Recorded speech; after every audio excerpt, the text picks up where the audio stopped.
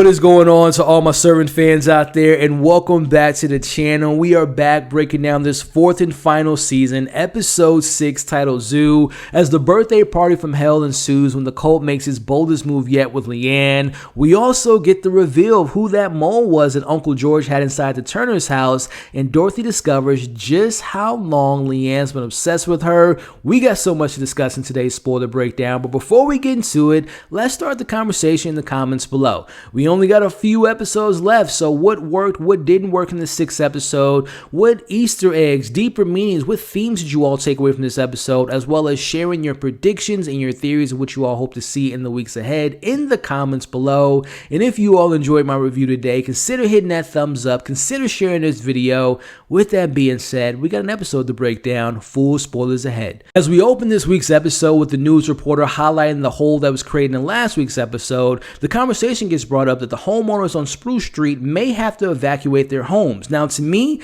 this seems like the perfect window of opportunity for the Turners to get Leanne out of their house, but we all know as an audience member the significance and the supernatural connection between when Leanne is not around baby Jericho, he becomes a doll again. Now, we are to assume that Sean is very aware of that situation. It seems that Julian is aware of that, but he's seeming to want to ignore that.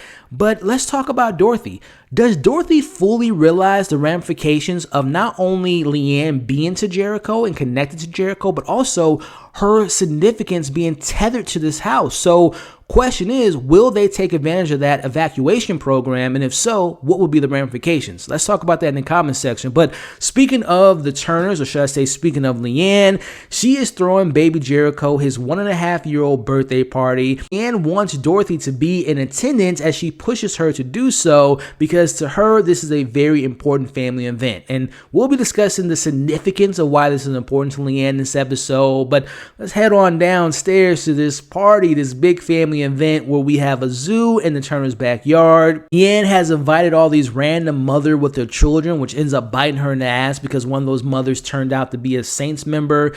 We see that the kids are singing. Dorothy and Julian's father's there, and he's invited Courtney with a K. We even have Dorothy from The Wizard of Oz in attendance. So we have seen the Turners, or should I say we've seen Dorothy throw some pretty well put together parties.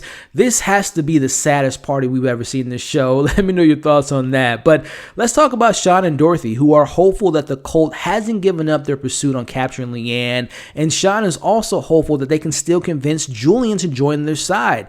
One of the things that I'm really taking away from this episode, and one of the things that we've seen from Sean in previous seasons, he seems to be, out of all the Turner members, to have the most belief. He seems to not only believe in not the supernatural, but the biblical sense, but also he wants to believe in this family, which I think is so important to him in this episode. But we see Leanne doing something I don't think we've ever seen, which is her giving this speech, and she's thanking all the people in attendance, but noticing how much control Leanne has in this moment. I don't think we've ever seen her have this much confidence ever in the show, but more importantly, we see her continuously trying to impress Dorothy.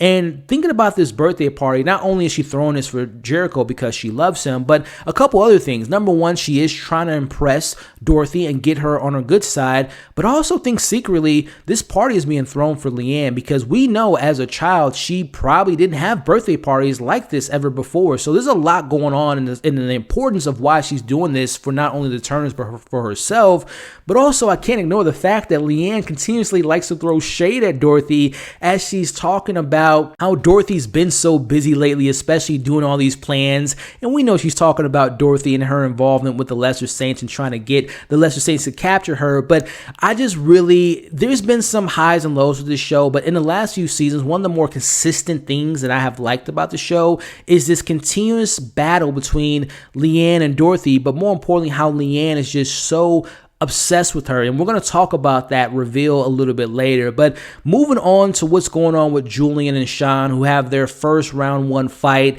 as we see Sean questioning Julian's loyalty towards Leanne, as we see Julian's response to Sean is questioning his belief system, but also him rationalizing how Leanne can have these powers. They're going back and forth, throwing insults at each other. Julian questions Sean's ability to be there for his wife. In return, we see Sean calls him out for sleeping with Leanne. And this to me is what I mentioned in my review last week. This division between the Turner's family will ultimately probably be what destroys them and weakens their family. But again, it's important to note that Sean doesn't want that to happen. But speaking of taking notice, as we pivot over to what's going on outside, we see these animals reacting to Leanne. We see this snake hissing at her. We see a goat eating at her clothes. And we see, again, control is Leanne's main objective in this season. She tells the zookeeper to control her animals or she's going to have Sean cook them, which is a pretty terrible thing to say to some animals and their animal keeper. But let's take a little bit of a deeper dive of why those particular animals are reacting to Leanne in this matter. Now, in some tellings of the Bible and in the pagan religion, both goats and snakes sometimes represent being attached to Satan as well as evil entities. So I don't think it's a coincidence that a goat and a snake are reacting to Leanne this way, because we all know there is definitely an evil presence inside of her. So I thought that was a really interesting idea to throw those two animals and having them reacting to Leanne in that manner, which we'll get into in a second a little bit more. But we see Leanne heads upstairs after having the goat eat at her dress. This is where the lesser saints strike again, but we see them doing some more forceful nature with Leanne that we haven't seen in quite a while, as she hears a baby crying upstairs, and this when the attack begins. Now, we get the confirmation in this scene that we've all kind of speculated that that couple last week was part of the lesser saints, and that is confirmed in this scene here. We see Leanne is still not afraid. She's actually mocking them in this situation. She threatens to burn them, and she ultimately manages to get the upper hand in the situation by knocking out two of the members by throwing that candle holder at them and slamming one of the doors, the hands of the door, one of the members. I gotta say, I'm still not a fan of the handling of the lesser saints and how just like goofy they are, but I will say the brutality and again the confidence that Leanne has when approaching and having these moments with the lesser saints.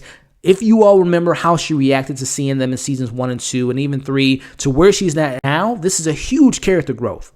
Now, again, like I said last week, I'm not a fan of the handling of the lesser saints and how they're approaching Leanne, and I just think that they're an absolute joke, but there is an attack that we'll be discussing a little bit later. But also, at first, I wasn't a fan of this particular scene as we see this conversation between the siblings with Julian and Dorothy. Julian attempts to convince Dorothy to feel bad for Leanne because of how she was raised and how her mother treated her, especially with her forcing her daughter to be in those pageants. But as I said, at first I wasn't a fan of the scene, but then I thought about it a little bit deeper.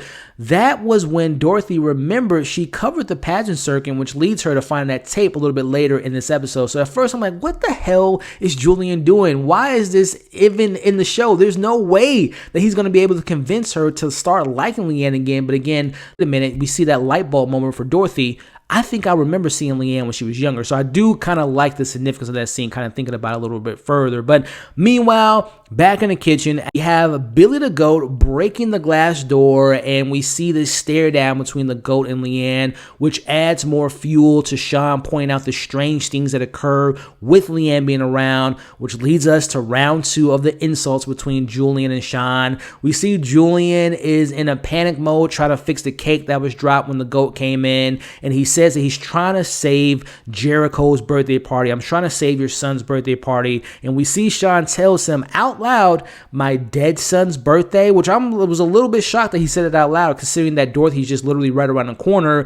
But this leads into Sean realizing that Julian's getting out of this relationship with Leanne, as he says that Julian is terrified of being alone, and within himself he uses kind of Leanne and telling him what to do as a way to escape and facing the consequences to what happened in Jericho, as we are getting closer to this family finally coming to terms to what actually this trauma is they're burying, this trauma that they have been suppressing since losing Jericho. So I really appreciate this moment between these two, but I will say I appreciate this moment, and we'll break it down a little bit further, but am I the only one that's like, okay, you all are battling this out, but the real person needs to come to realization is Dorothy. We'll talk about that in a second, but back to the scene, we see Julian magically is able to get the cake back together. The birthday party begins to singing the song, only for the dog who we saw Dorothy from the Wizard of Oz holding, which if you all have seen Wizard of Oz, that was funny that that dog bit Leanne, because if you've seen that film, the dog in that film bit who he he considered to be someone evil. But as I digress, we see the dog biting Leanne on the leg. The hired Dorothy starts throwing up. The animals are going all crazy. But again, thinking about this scene and more significance, I don't think it's a coincidence that we're seeing all this chaos happen, because again, what's inside of Leanne, she is embracing this darkness, this more sinister nature, and what comes with that is chaos. So pretty interesting moment there. But let's take a look at this scene as Bev takes this opportunity to take Leanne downstairs to her space. Leanne's getting comfortable, her guards are down, and finally we get the reveal as we see Bev giving her the shot. It's revealed that she was that mole that Uncle George was talking to with Roscoe. And if you all go back to my episode 3 breakdown, even though Bobby was off the radar for the moment, I had said that doesn't mean that Bev isn't involved. So I do like that tie-in. But if I'm being honest with you all, besides Sean and Julian finally talking about their feelings and having a little bit of laugh here and there, I gotta admit, this episode wasn't really working for me up until this point, up into this scene that we're gonna break down. Let me know if you all were really invested into the first half of this episode, or were you like me and really not enjoying it? Where were you all at this point? But moving forward, this is where the episode really kind of picked up its momentum as we go back to round 3. But this time, things get physical between Sean and Julian. Julian doesn't believe Sean knows how to take accountability, which to me is like no one in this family knows how to take accountability, but they continuously are throwing shots at each other. But this time they're going a little bit below the belt as Julian brings up how Sean chose California in his show over his responsibilities of being a new father. And I can't lie, there's some truth in that. And just hearing that out loud, we see Sean, he didn't take that very well. He slaps off the hat of Julian, and instead of addressing what Julian said, because there is merit in what he's saying, he instead goes back at Julian and tells him he's the one to blame because Dorothy called him when that moment was going on. He ends up calling him an asshole. He's a hypocrite. He's a drug addict with no life. He's destroying his family. He calls him a loser. And this is where Julian's had enough and they have a bit of a rustle. And again, I appreciate this because again, neither one of them, this is just the perfect Turner situation. None of these members take responsibility. But again, I just wish that all this energy was spent on telling Dorothy this news. But again, the reason I think the show has been hesitant to having Dorothy have this exact scene is because if you go back to last season when Sean was having the conversation, what would you do if you found out that something bad happened to Jericho? She told him straight up that she would take her own life. So I think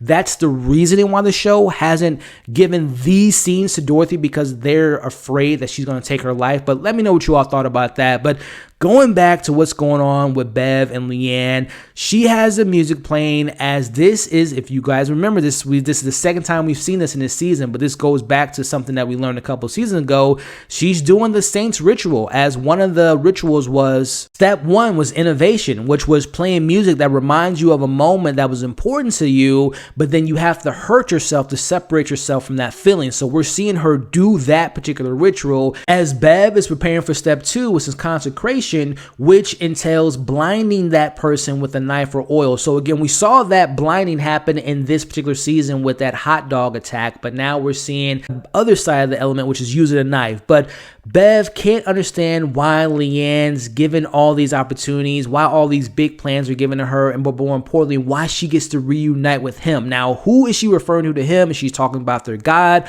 or is she referring to the figure that Roscoe was referring to a couple seasons ago? But I gotta admit, man, I really bought into Bev in this moment, seeing her do that change in the character from this sweet old lady to just showing her true colors. I really enjoyed this scene. But back to what's going on with Sean and Julian, who notices that there's smoke coming from the basement. We see Julian rushes downstairs, but it's too late. But it's not too late for Leanne. It's too late for Bev, as Leanne is using her powers to stop her in a cold stance as she's holding that knife on fire, which ends up swelling not only her hand, but the swelling starts to go across her whole body. And this is where we get that sinister laugh that Leanne has been embracing this season. Again, I wasn't a fan of about 9 to 10 to 15 minutes of this episode, but once this scene took place, again, I found like the episode really knew what it was trying to go for. We end the episode with Bev of being taken in by the ambulance as Bobby apologizes to Dorothy about not knowing this friend and not knowing that she was a part of a cult. And we see Bobby must move on, but she leaves Dorothy with some advice that we'll talk about here in a second. But first, we see Julian finally acknowledging that things can't continue with Leanne and her actions. And they say their apologies, they say their sorries, but more importantly, they acknowledge the lies and the secrets they've kept from this one. I think that they might be on the same side. In comes Leanne. So what do you all think? Was this the straw that broke the camel's back? And will we see Julian joining Team Turners come next week? Let me know your thoughts on that. But wrapping up the episode, going back to the advice that Bobby was trying to give Dorothy, she tells her that this behavior is unhealthy. Leanne's obsession with Dorothy is just too over the top, but also she feels Leanne has replaced her faith in the saints with Dorothy as somewhat of a new religion for her, and she will fight with everything that she has, and she will not let go of Dorothy and his family. She would rather die. So this causes Dorothy, following up on her mentioning her coverage of the pageants that she used to cover when she was younger, she puts in the tape, and you all remember this is the same tape that we saw Leanne watching, but this time it's from Dorothy's perspective as she realizes that Leanne has been obsessed with her since she was a kid. So what does this all mean? Well, I encourage you all to revisit season 2, and the episode was titled Love Shack. I believe it was the 9th episode of season 2, which in short, I won't go over the full episode because I have a full breakdown on that, but very important to notice how this episode felt like it was almost a part 2 to that episode, because there's a lot of things that was mirrored in that episode that kind of has a continuation here, where particularly we saw Leanne watching that same tape in that episode. Also, that was the first time that Leanne and Julian hooked up and they got physical, as well as, if you all remember, this is when we saw Uncle George trying to perform the same ritual and he ended up getting hit by a car. So again, I feel like Love Shack in this episode is a part 1 to a part 2. So there's a lot of connective tissues and a lot of things that was planted all the way 2 seasons ago that are kind of paying off in this episode, or at least having a similar type of vibe or similar character arc. So what does this mean for Dorothy? What's her next move? Will she kick her out of the house? Will she explore things more? Will our theory about her being related to Leanne be revealed in the coming weeks? Overall, as far as my review goes, again, I mentioned there's elements of this episode. Most of that first half really didn't work for me, but the moments of truth between Julian and Sean I thought was a highlight. Also, I'm not going to lie, whenever we see Leanne using her powers to her advantage, even though as dark and sinister as it may be, it's also very entertaining, and also comes with like this visualization that just really is appealing to me in some of the more highlighted moments of the series. But again, I remind you all, we only have less than 4 episodes left, so we always talk about in these last few weeks, will those unanswered questions get resolved, or will they drag it out to the finale with leaving us with some things that won't be answered? So again, this is where you all comment below. What did you all like about the episode? Again, I can appreciate Sean and Julian acknowledging their truths, but at the same time, I just want Dorothy to finally come to her realization, come to her acknowledgement of what took part of that tragedy with baby Jericho. But again, y'all, let me know what worked, what didn't work for you all. Pros, cons, deeper meanings, theories, predictions, all that stuff in the comments. You all are so awesome. I appreciate you watching this video up to the point. If you're still here at this point, put in the comments right now hashtag accountability. I'm talking about you, Turners. Use some accountability. But no, thank you all again for watching this review. Just a friendly reminder before you all leave to like, share, comment, subscribe to the channel if you haven't already, and make sure you're hitting that notification bell. Again, I can't thank you all enough. Be safe out there. As you can see on the screen now, come and join the community. Check out all my reviews for Servant. Check out my most recent review, and we'll catch you all on the next video.